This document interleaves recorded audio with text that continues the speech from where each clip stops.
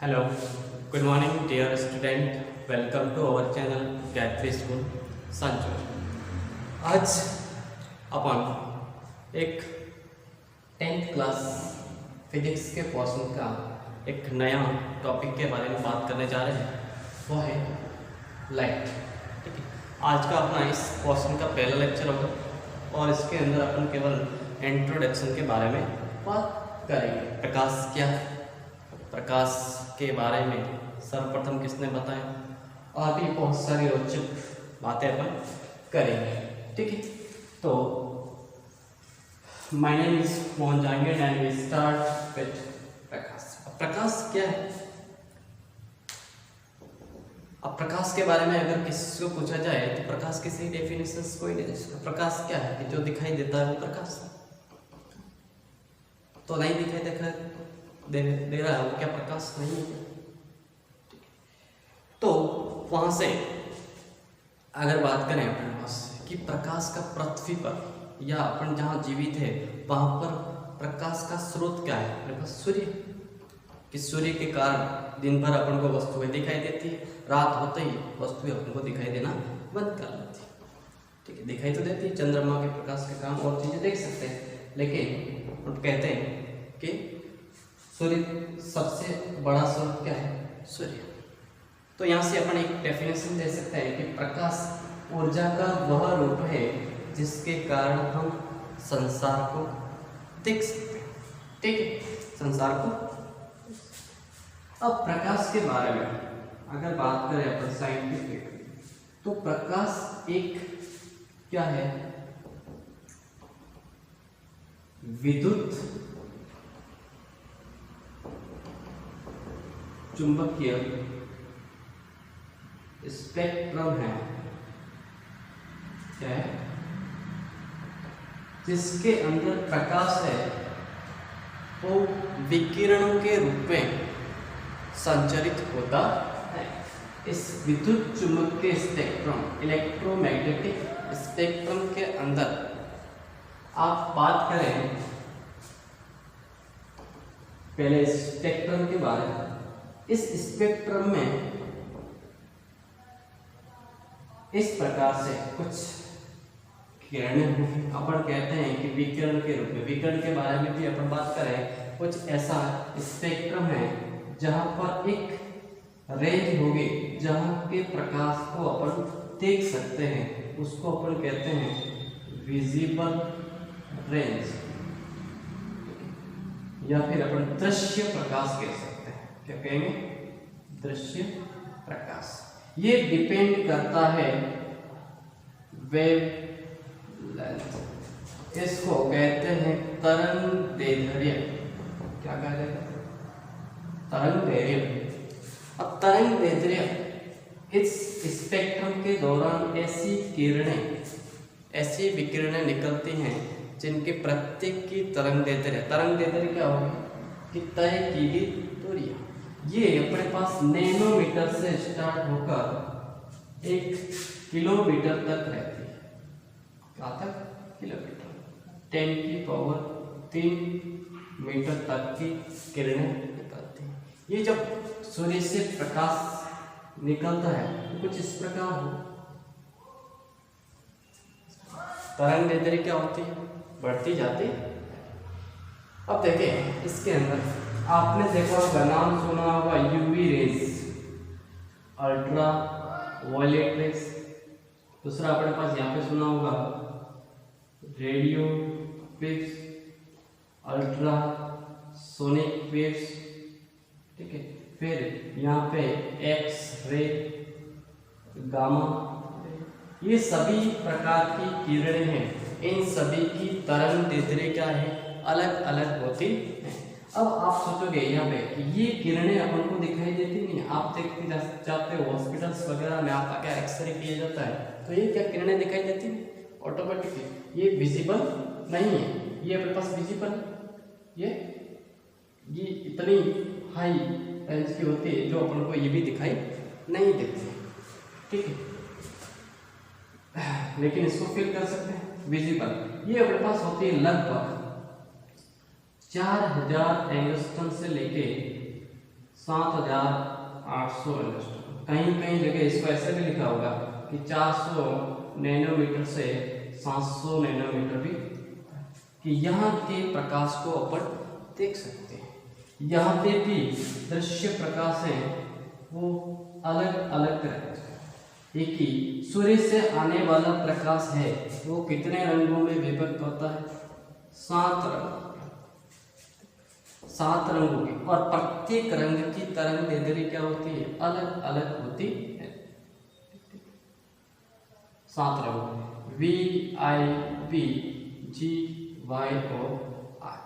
Whip की ओर याद रखें, violet, indigo, blue, green, yellow, orange and red. Okay, ये अपने पास, और ये 7 कलर भी मुख्यतः 3 कलरों से मिलते बना होता है।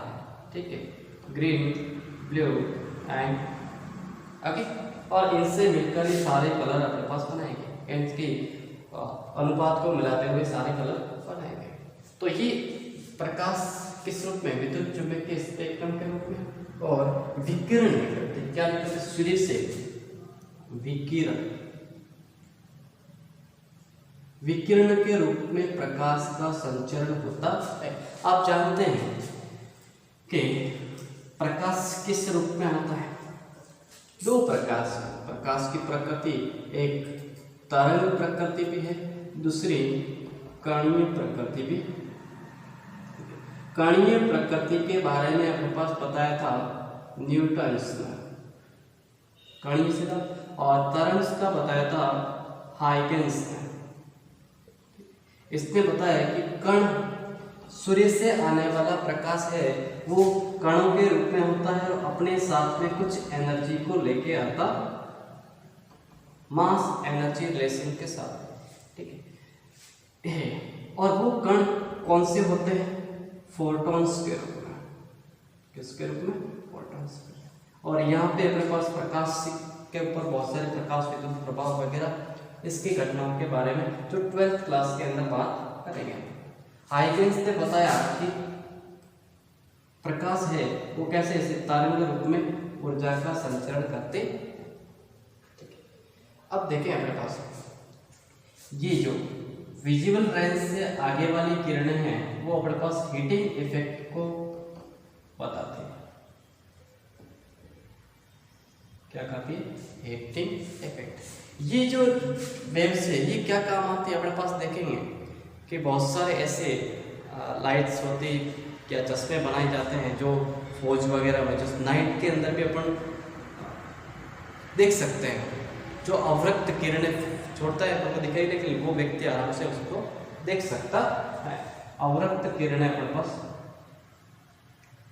यूज की जाती है। ठीक है, जैसे बात करें अपने पास, जैसे दुकान के अंदर क्या लगाया जाता है? सीसीटीवी कैमरे। सीसीटीवी कैमरे के अंदर अपने पास अंदर से लाइट्स वगैरह ऑफ है तो भी अपन आराम से उस दुकान का पूरा व्यू देख सकते हैं, क्योंकि वो उस कैमरे में से कौन सी किरणें छोड़ता है? अवरक्त किरणें छोड़ता है, जिसके कारण अपन उसको देख सकते हैं। ठीक, चलिए ये विकिरण के बारे में हो गई बात।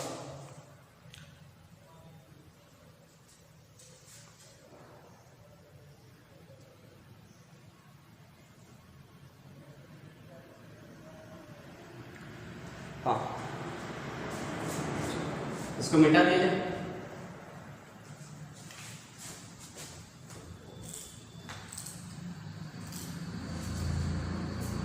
अब देखें कि अपन ने पहले ही देखा था कि प्रकाश क्या है, कि प्रकाश ऊर्जा का वह रूप है जिसके कारण अपन संसार को देख सकते हैं। संसार क्या, अपन तो आसपास कुछ मीटर्स तक ही देख पाते हैं। क्या अमेरिका में क्या हो रहा अपन देख पाते हैं? नहीं देख पाते। क्यों? ये क्यों नहीं देख पाते?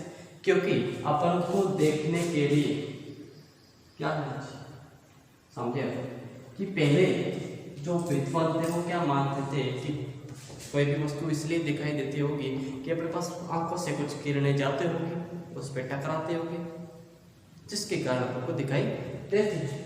लेकिन ऐसा नहीं कि जैसे अपने पास यहाँ पे लाइट सोर्स है, इसको कहा जाएगा लाइट सोर्स, प्रकाश का कोई स्रोत है, में भी है सूर्य, और ये वस्तु अपने पास कोई है यहाँ पर इसके कारण ये प्रकाश किरण, अब ये वस्तु अपन को तभी दिखाई देगी जब यहाँ से टकराकर प्रकाश की किरणें कहाँ पर, ह्यूमन आइज के अंदर आएगी, मानव नेत्र के अंदर आती हुई प्रतीत होगी, तभी वो वस्तु अपन दिखाई देगी। अब इस बोर्ड के पीछे वाली वस्तु को अपन नहीं देख सकते, पीछे दीवार है, पीछे भी सूर्य के कारण उस पर प्रकाश गिर रहा है, क्योंकि वहाँ प्रकाश गिरने के कारण किरणें हैं वो इस दीवार से पार होकर अपने आंखों के अंदर नहीं आ सकती।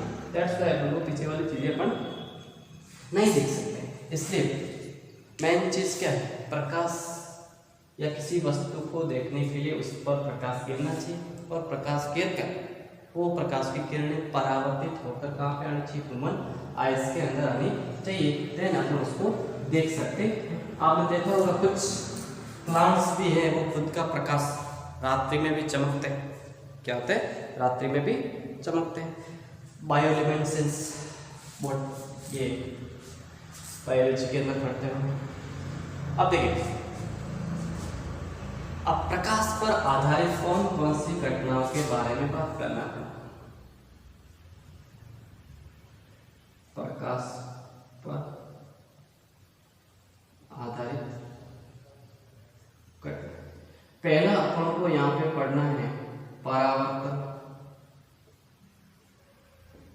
दूसरा अपवर्तन, होती वैसे बता देते हैं कौन कौन सी हैं, परावर्तन, विवर्तन और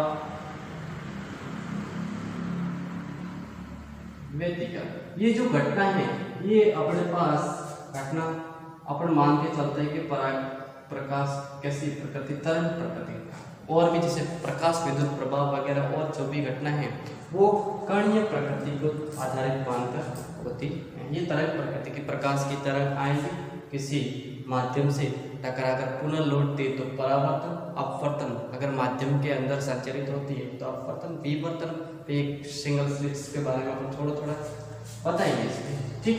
तो ये सारी घटनाओं के बारे में अपन मेनली इस दोनों के बारे में, और इस पर कौन कौन से उपकरण और दैनिक जीवन में परावर्तन या अपवर्तन की कौन कौन सी घटनाएं होती हैं, इसके बारे में इस चैप्टर के अंदर बात करेंगे। तो कल से अपना पहला ही टॉपिक रहेगा क्या, परावर्तन, ठीक। तो आज के लिए अपन इंट्रोडक्शन था, आज इतना ही काफी है, कल अपन परावर्तन से स्टार्ट करेंगे, ठीक।